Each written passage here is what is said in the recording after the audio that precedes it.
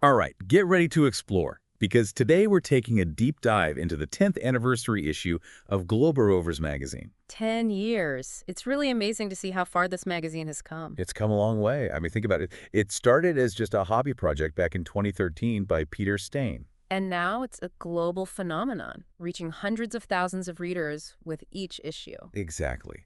And they're not just your average travel magazine. They really focus on those off-the-beaten-path destinations and experiences. The kind of stuff you won't find in your typical guidebook. Right. That's what I love about them. So this 10th anniversary issue is no different, taking us on a journey to 10 incredible destinations all around the world. A real celebration of exploration. And I think a great place to start is South Africa. The magazine features this incredible road trip starting in Cape Town and following the Cape Peninsula all the way up the west coast. Oh, wow. The Keep of Good Hope. I've always dreamed of going there. It's a truly iconic spot. And along the way, you get to experience Table Mountain. I've seen pictures. That flat top is so unique. Yeah, and you'll encounter African penguins. Wait, penguins in Africa? I had no idea. The only penguin species that breeds in Africa, actually. That's amazing. So you have these tuxedo-clad birds thriving in this warm climate. Wow. So what else is on the itinerary for this South African adventure? Well, the magazine highlights Chapman's Peak Drive, a winding coastal road carved right into the cliffs. Oh, I've heard of that. The views must be incredible. It's considered one of the most scenic drives in the world. Wow. And then you have the West Coast, dotted with these charming fishing villages, and in the springtime, bursting with wildflowers. Wildflowers? What kind? They're called finbows. It's a truly diverse landscape. Sounds incredible. All right, where does this globe-trotting adventure take us next? Next, we're heading to Nicaragua to a volcanic island called Ometepe. Nicaragua. Interesting. Okay. What's so special about this island?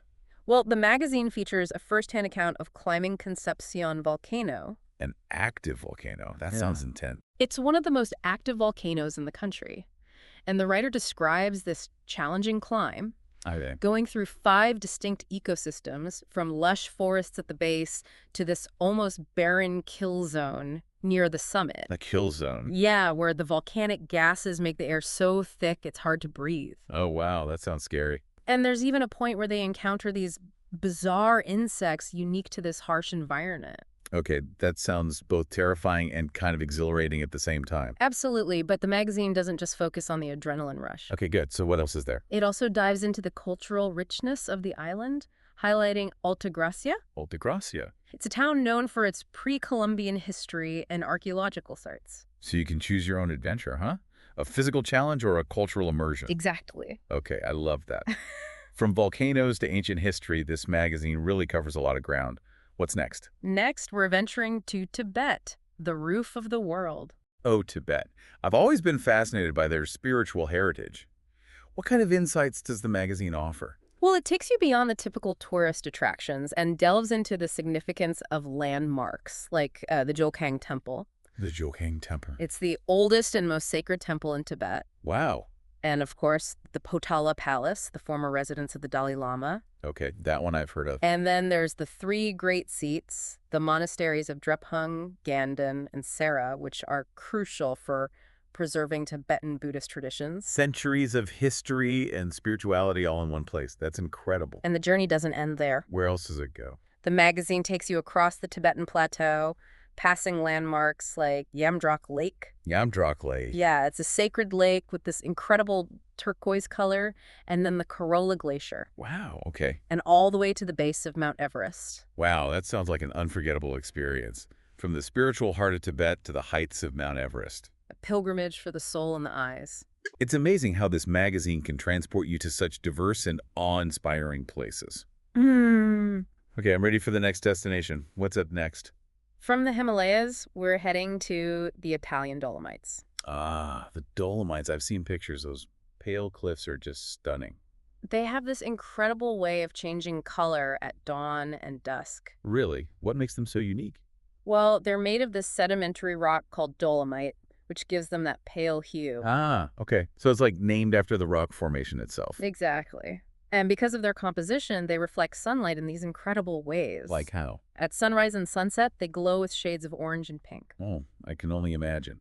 What kind of adventures await in the Dolomites? Well, the magazine highlights all sorts of activities, from hiking and climbing to mountain biking and even skiing. Okay, so something for everyone. There's even a World War I open-air museum called Refugio Legazoi. A World War I museum. Yeah, it offers panoramic views and gives you a glimpse into the region's history. Wow, okay. What about food? I mean, we're talking about Italy. Of course. Imagine cozy evenings in a mountain lodge, enjoying hearty Italian dishes paired with regional wines after a day of exploring. And that's what I call a perfect vacation. Adventure, history, and delicious food. What more could you ask for? All right, lead the way to our next destination. Our journey continues down under, but this time it's a story of resilience and recovery. Resilience and recovery. Okay, I'm intrigued. Where are we headed? We're going to Kangaroo Island, or KI as the locals call it, off the coast of South Australia. Kangaroo Island. I remember hearing about the devastating bushfires that swept through Australia a few years ago. Was KI affected? Yes, tragically it was. Oh, that's awful. In 2019 and 2020, massive bushfires ravaged the island. Can't even imagine the impact. The magazine really captures the devastation, not only to the landscape, but to the wildlife and the community as well. It's heartbreaking to hear. But is there any sign of hope amidst the devastation? Absolutely. The magazine emphasizes the incredible resilience of nature. Well, you'll read about eucalyptus trees sprouting new growth, kangaroos and koalas returning to their habitats, and a community determined to rebuild. Wow, that's incredibly inspiring. It's a true testament to the power of nature to heal and the strength of the human spirit. And speaking of resilience, our next stop takes us to the heart of Central Asia, to Kyrgyzstan. Kyrgyzstan. I have to admit, I don't know much about this country. What kind of experience awaits travelers there? Well, picture this. You're trekking on horseback through these valleys dotted with yurts. Yurts? Yeah, the traditional dwellings of Kyrgyz nomads. Oh, wow. Okay. And you encounter these incredibly hospitable locals. That's nice. Yeah, they welcome you with open arms, sharing their food, their stories. Sounds amazing. And this way of life that's been passed down for generations. A real glimpse into the past. Yeah, the magazine actually highlights this tradition called Kanak, where Kyrgyz families open their homes to travelers, offering them food and shelter. Wow, that's incredible. It's a beautiful example of their hospitality and cultural exchange. I would love to experience that firsthand. Okay, what other hidden gems does this issue unveil? Our journey continues to a destination that's been making headlines for both its beauty and its, well, political complexities. Okay, which one is this? Myanmar. Myanmar. Yeah, I've heard mixed things about traveling there. What does the magazine have to say? They acknowledge the challenges, especially the recent political turmoil. Right. But they also showcase the country's unspoiled coastline. Unspoiled, okay. Specifically, the Mergui Archipelago. The Mergui Archipelago, okay. I'm picturing pristine beaches, crystal clear waters, and a sense of untouched paradise. You got it. It's made up of hundreds of islands, many of which are completely uninhabited. So it's like a true escape from the crowds. It's a haven for anyone seeking solitude and breathtaking natural beauty. That sounds amazing. What kind of travel experiences does the magazine recommend there? Well, they highlight this really cool sustainable tourism initiative on Boulder Island. Boulder Island, okay. Called the Boulder Bay Eco Resort. An eco resort. That sounds right up my alley. It's committed to minimizing its environmental impact. I love that. While still providing guests with a truly authentic and immersive experience. That's fantastic. It's so inspiring to see responsible tourism thriving in these destinations that are facing such complex challenges. All right, where to next? Next, prepare to be transported to a landscape that seems like it's from another planet. Oh, okay, I'm ready. Hit me. The Salar de Uyuni in Bolivia. The Salar de Uyuni. Yeah. The world's largest salt flat. I've seen pictures. It's a vast white expanse, just utterly surreal. Words can't really do it justice. I bet.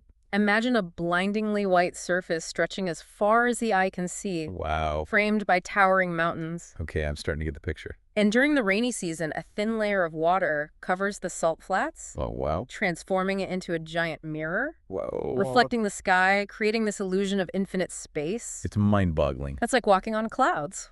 So what kind of adventures await in this surreal landscape? Well, the magazine suggests exploring the flats in a 4x4 vehicle. Okay, I can see that. And visiting unique landmarks like Isla del Pescado. Isla del Pescado, what's that? It's an island in the middle of the salt flats covered in these giant cacti. Really? Yeah, they seem to sprout right out of the salt. Wow, okay. That's wild. And then south of the flats, you have these colorful lagoons. Lagoons? Lago Cañapa, Lago Honda, and Lago Colorado. Those are some beautiful names. They're stunning. And during flamingo season, you can see flocks of pink flamingos. Pink flamingos. Wow, that's incredible. It's amazing how such a seemingly barren landscape can harbor such vibrant life. It's a beautiful contrast, for sure. Speaking of contrast, our next stop takes us from the scorching heat of the salt flats to the frozen landscapes of Lapland. Lapland, a winter wonderland. It definitely conjures up images of reindeer, snow-covered forests, the magical northern lights. It's a magical place. What insights does the magazine offer beyond these iconic images? Well, they really encourage readers to explore the vastness and diversity of this Arctic region, going beyond the typical tourist attractions. Okay, yeah, I can see that. And of course, you'll learn about the Sami people. The Sami people. The indigenous people of Lapland. Ah, interesting. They have these fascinating reindeer herding traditions and this ongoing struggle for autonomy and cultural preservation. It's a good reminder that even in those remote and pristine landscapes, there are complex social and political dynamics at play. Absolutely. And the magazine highlights those unique experiences that Lapland offers, like witnessing the midnight sun. Oh yeah, during the summer, right. Exactly. And then, of course, the mesmerizing northern lights dancing across the winter sky. Okay, I'm sold. Those are definitely on my bucket list. What a breathtaking destination. Our final stop takes us to an island steeped in mythology and history. Cyprus. Cyprus, the birthplace of Aphrodite, right? The goddess of love and beauty. I've always been intrigued by Cyprus. What kind of travel experiences does the magazine recommend there? Well, they highlight the island's stunning beaches, the rugged mountains, the ancient ruins. So a little bit of everything. Reflecting the many civilizations that have shaped Cyprus over the centuries. It sounds like the perfect blend of relaxation, adventure, and cultural exploration. Exactly. And they also acknowledge the Cyprus problem. The Cyprus problem. Yeah, the division of the island following the Turkish invasion in 1974. Oh, right, right. They encourage travelers to explore both the Greek Cypriot south and the Turkish Cypriot north to get a deeper understanding of the island's complex history and culture. Yeah, that's an important perspective. It's so crucial to approach travel with sensitivity and awareness, especially in regions with such complex political histories. Well, we're wrapping up our deep dive into this 10th anniversary issue of GlobeRovers Magazine. Yeah, it's been quite the adventure, hasn't it? From the coast of South Africa to those surreal landscapes of Bolivia. I mean, we've really traversed continents and cultures. And what really stood out to me was how this magazine goes beyond just showcasing destinations. Yeah, what do you mean? I mean, it delves into the heart of each place, exploring not just the beauty, but the culture, the history, the challenges. You're right. Like, take Kangaroo Island, for example. Yeah. They could have easily just focused on the devastating bushfires, but they went deeper. Highlighting the island's resilience. Exactly. And the community's determination to rebuild. It adds a whole other layer to the travel experience, doesn't it? Absolutely. And it's not just Kangaroo Island. I mean, that depth is consistent throughout the whole issue. You see it everywhere. From understanding the significance of those Tibetan Buddhist monasteries to learning about nomadic traditions in Kyrgyzstan. It's like they're encouraging us to engage with destinations on a much deeper level. Not just to see the world, but to understand it. Exactly. And I think that's what makes this magazine so special. And it brings us to, I think, the most important takeaway from this whole deep dive. Which is? Responsible travel. Ah, yes. Traveling in a way that respects the environment and benefits those local communities. And I noticed that throughout this issue, you see it everywhere. They're highlighting initiatives and practices that promote sustainable tourism. From eco-friendly resorts in Myanmar to those community-based tourism projects in Kyrgyzstan. It's clear they're advocating for a more conscious way of exploring the world. A more mindful approach. And as travelers, we have that responsibility, right? To minimize our impact and support local communities. I completely agree.